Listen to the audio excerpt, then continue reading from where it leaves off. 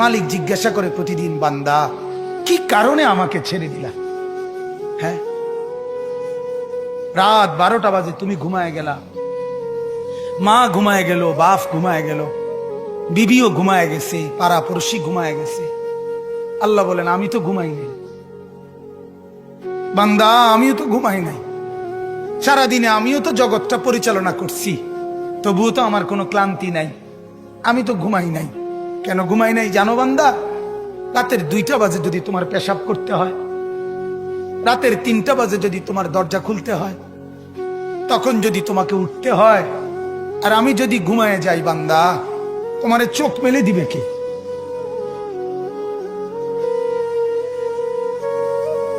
এই বাপ, চোখ মেলে দিবে কে?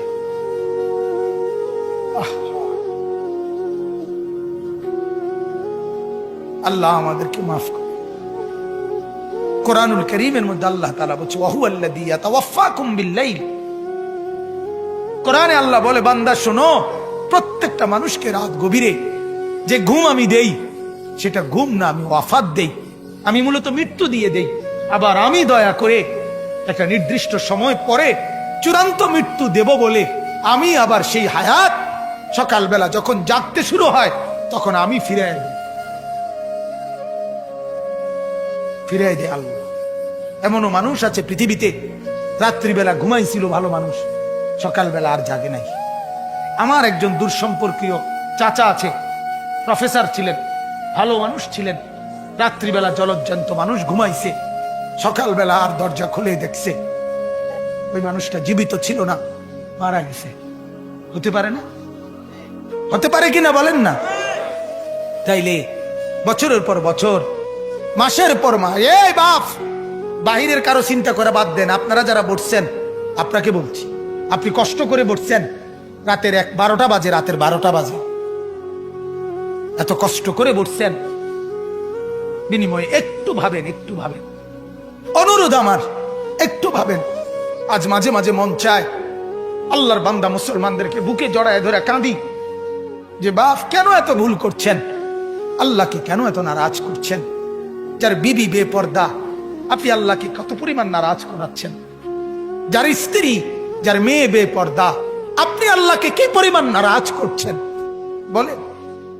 এক কুকুর মরলে, লাশ ফেলে রাখলে যেই দুর্গন্ধ ছড়ায়, সেই দুর্গন্ধে অল্প কিছু মানুষের কষ্ট হয় কিছুক্ষণ, কিন্তু এক নারী বেপর্দা হাঁটলে যে যুবকগুলোর চরিত্র নষ্ট হয়, সেই নারী এক মরা লাশওয়ালা কুত্তার চাইতে বেশি দুর্গন্ধ ছড়ায়। কুকুরের দুর্গন্ধ এত বেশি ছড়ায় না, বেপর্দা নারীর দুর্গন্ধ যে পরিমাণ ছড়ায়। সে তো শত শত যুবক তার চরিত্র শেষ করে দিয়েছে। এই সিনেমার নায়িকা নর্তকীরা উলঙ্গ আর ছবি আর বিবস্ত্র ছবি আর নাচ গানের এই ফুর্তি দেখিয়ে এরা হাজারো যুবকের চরিত্র গঠন করে না নষ্ট করে? কথা বলেন না কেন? এজন্য আমার শায়েখ আল্লামা মুফতি মুশতাকুন নবী সাহেব বলে, হাজারো মানুষের জীবন নষ্ট করে যে, এজন্য তার জীবনে কখনো সুখ ধরা দেয় না। এজন্য এই পৃথিবীর জরিফ এটা, আপনি জরিফ চালায়া দেখেন, যত সিনেমার নায়ক নায়িকা, এদের জীবনের মতো দুঃখী জীবন, ব্যক্তি জীবনের মতো কষ্টের জীবন আর কারো নাই। আপনি খবর লাগান, আপনি খবর লাগান, এদের মতো লাঞ্ছনা। কারণ হাজারো যুবককে নষ্ট করছে এই হাসি দিয়া, অথচ এই হাসি তার মূলত আসল হাসি না।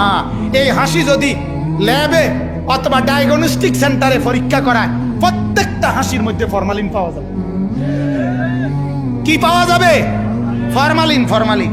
মেহেরবানি করে একজন শুনুক, কোনো অসুবিধা নাই। আমি আমার জীবনে কোনোদিন শ্রোতার পরিমাণ গণ্য ওয়াজ করি নাই, এটা আমার তবিয়তেই নাই। আলহামদুলিল্লাহ, আমার এটা জিন্দিগি। আমি আজকেও আমি আসরের পরে বয়ান করছি, জোহরের পর, আসরের পর, মাগরিবের পর, এশার পর, আমার কোনো হিসাব কিতাব নেই। একজন না 10 জন আমার এত চিন্তা নেই, আমার বলা দরকার। আমি বুঝি আমার বলতে হবে রাত দিন। আমি বললেও আমার হায়াত শেষ হবে, আমি না বললেও আমার হায়াত শেষ হবে। আমি সারাক্ষণ শুয়ে থাকলেও আমার জিন্দিগি শেষ হয়ে যাবে, আমি সারাক্ষণ পরিশ্রম করলেও আমার জিন্দিগি কি হয়ে যাবে, শেষ। এবং অবসর পরিশ্রম উভয় হালতেই আমার জীবন শেষ হবে আমার নির্ধারিত সময়। ঠিক মতো ঘুম যাইলে আমি 10 বছর বেশি বাঁচবো, আর মেহনত করলে আমি 10 বছর কম বাঁচবো। বিষয়টা এমন, প্রত্যেকের হায়াত আমাদের নির্ধারিত, ঠিক কিনা বলেন না? কাজেই হায়াত একেবারে সীমিত, একদম সীমিত। আহা, বিবেকবান যারা তারা বুঝে, তারা বুঝে। আজ থেকে এখনকার জিন্দিগি এমন যে প্রতি মাস বছর যে যায় 13 পাওয়া যায়। এই যে রমজান কাছায় গেছে, কল্পনা করেন তো, গত রমজান যাইতে যাইতে এবারে রমজান চলে আসছে। এখন রজব মাস চলতেছে, রজব মাস আসা মানেই হলো রমজান কাছায় যায়। কত দ্রুত ইয়াতাকারাবুজ জামান। আল্লাহর নবী সাল্লাল্লাহু আলাইহি সাল্লাম বলেন, কিয়ামতের একটি আলামত, সময় খুব কাছাকাছি হয়ে যাবে, করিব করিব, সময় খুব দ্রুত। আল্লাহর নবী বলেন শেষ পর্যন্ত এরকম হবে, 1 বছর মনে হবে 1 মাসের মতো, 1 মাস মনে হবে 1 সপ্তাহের মতো, 1 সপ্তাহ মনে হবে 1 দিনের মতো, 1 দিন মনে হবে 1 মুহূর্তের মতো। এরকম দ্রুত সময় চলবে। এজন্য আমরা সময়কে কদর করি। বাপ, জওয়ান, বুড়ো, প্রত্যেকের জীবনে গাফলতটাই বেশি বাজার। এজন্য সারাদিন চিল্লাই, এক কথাই বলি, ছেলে পেলেদের মধ্যে গাফলত বেশি, গাফলতই বেশি। একটা মানুষের কতক্ষণ মোবাইল চাইতে মনে কয়, আমার এটা বুঝে ধরে, তুই বেটার কতক্ষণ ঘুরতে মন চায়। আর একটা মানুষের তো একটা বিবেক বুদ্ধি আছে, বিনোদন মানুষের কতক্ষণ না। এটা কি জিন্দিগি, এক জানোয়ারের জিন্দিগি। সকাল নাই, রাত নাই, দুপুর নাই, রাতের 12টা নাই, রাতের 2টা নাই, সারা দিন সারা রাত মোবাইলে ছবি দেখে, উলঙ্গ নাচ দেখে, গান দেখে, ফুর্তি করে, তামসা করে, আসে, কান্দে, লাফায়, ফালায়। কিটা এটা আসে? আশ্চর্য কথা। এতটা সময় মানুষ, যুবক, শক্ত সামর্থ্য মানুষ কাম না করে থাকে কেমনে, পরিশ্রম না করে থাকে কেমনে মানুষ? 2 ঘন্টা আমি আমার এখনো 2 ঘন্টা আমার হাতে কোনো কাজ না থাকলে আমার কাছে অস্থির লাগে। আরে কই কি, অনেকক্ষণ হয়ে গেছে, কোনো না কোনো দিনই কাজ করি নাই। এটা তো এক ইমানদারের আখিরাতের ফিকির চাকাচা।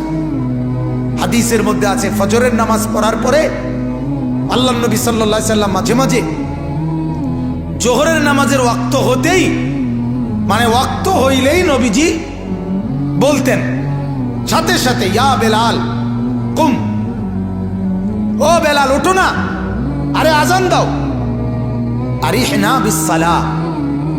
অনেকক্ষণ হয়েছে, সেই ফজর, সেই সকাল 6টা বাজে নামাজ পড়ছি, এখন দুপুর 1টা বাজে গেছে। বেলাল, লম্বা সময় হয়ে গেছে, মাওলার সেজদা দেই না, অনেকক্ষণ হয়ে গেছে, জলদি আজান দাও, সেজদা দিয়ে কলিজাটা ঠান্ডা করি। হাদিস, আরিহনা বিসসালাহ, রাহাত। আল্লাহর নবী বলতেন, বেলাল, দিলটা শান্ত করতে চাই, মন বড় বেচাইন লাগতেছে, অনেকক্ষণ হয়ে গেছে, নামাজ পড়ি না। আহা, সারাদিনে একটা সেজদা জোটে না,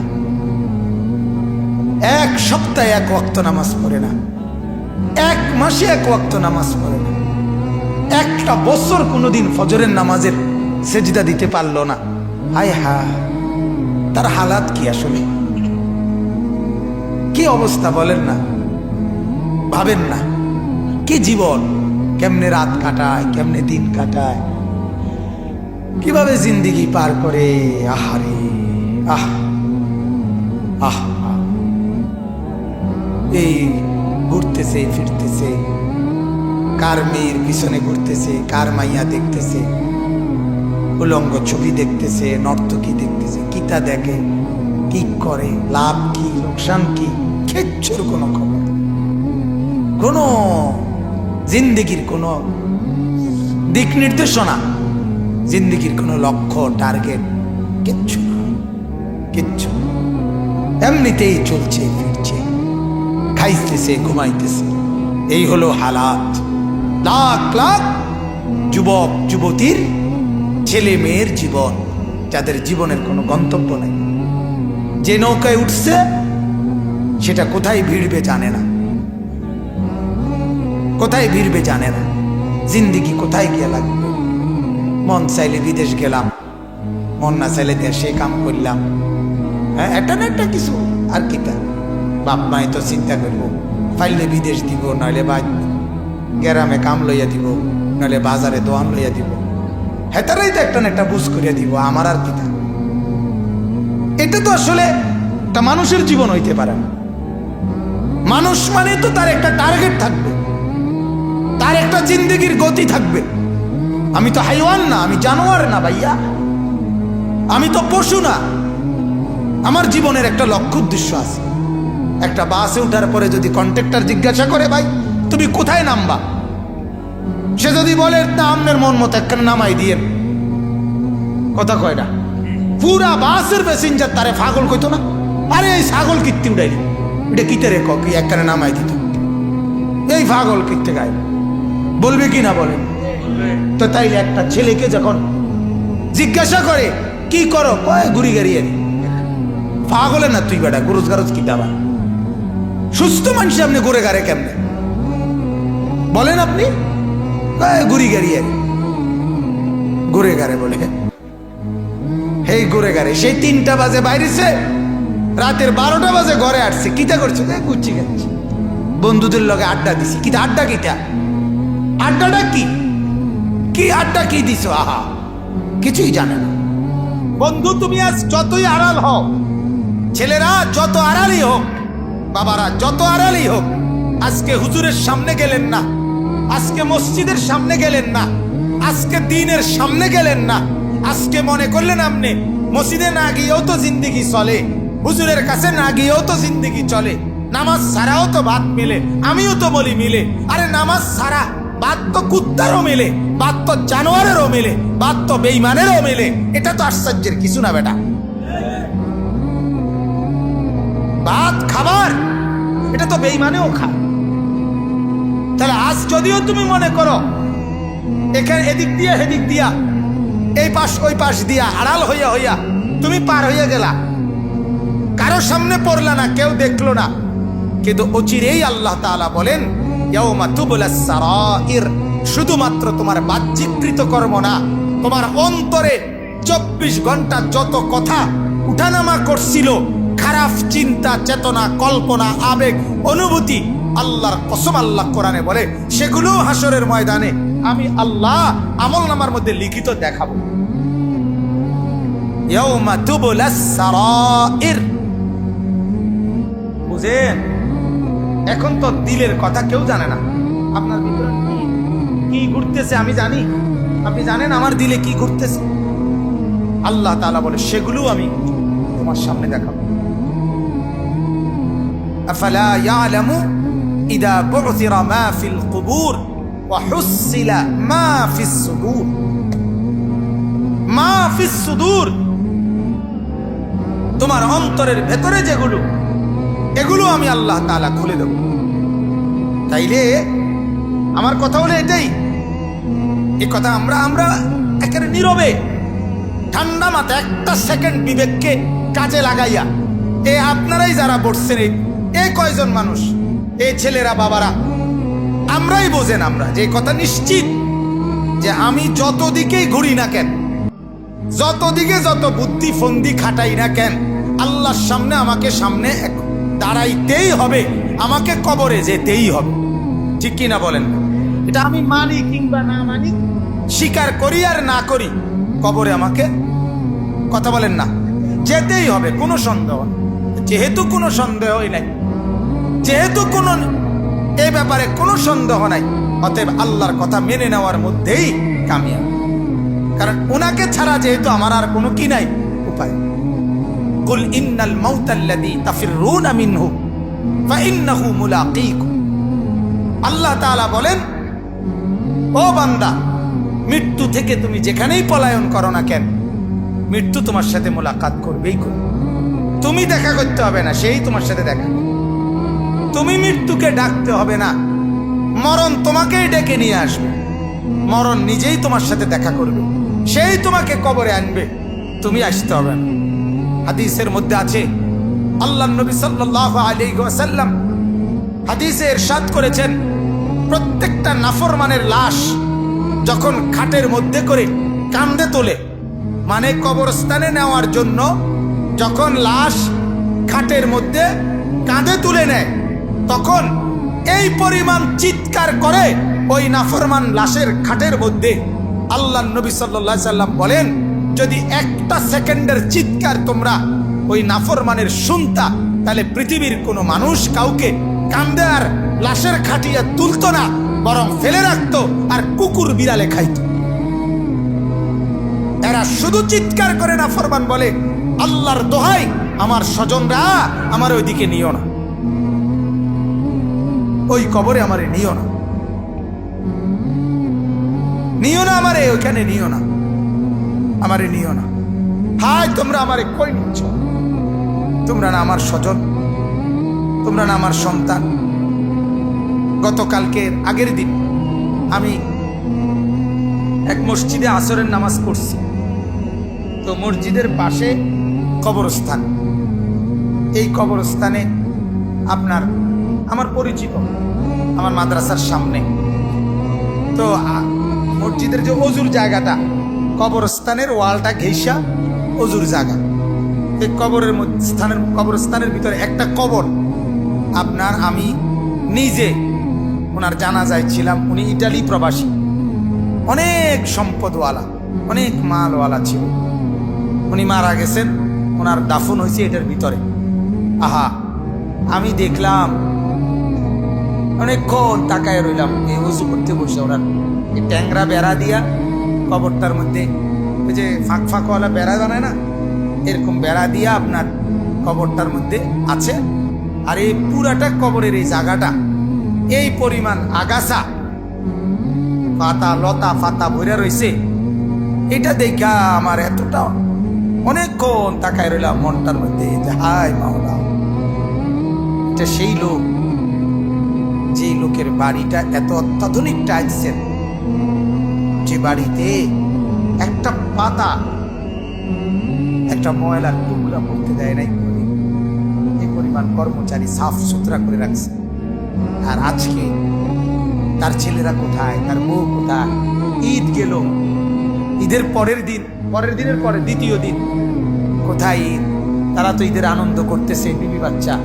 আর এই লোকের কবরের উপরে এই পরিমাণ লতা পাতায় ঘেরা। হায়, একটাবার তো কেউ দেখতেও আসলো।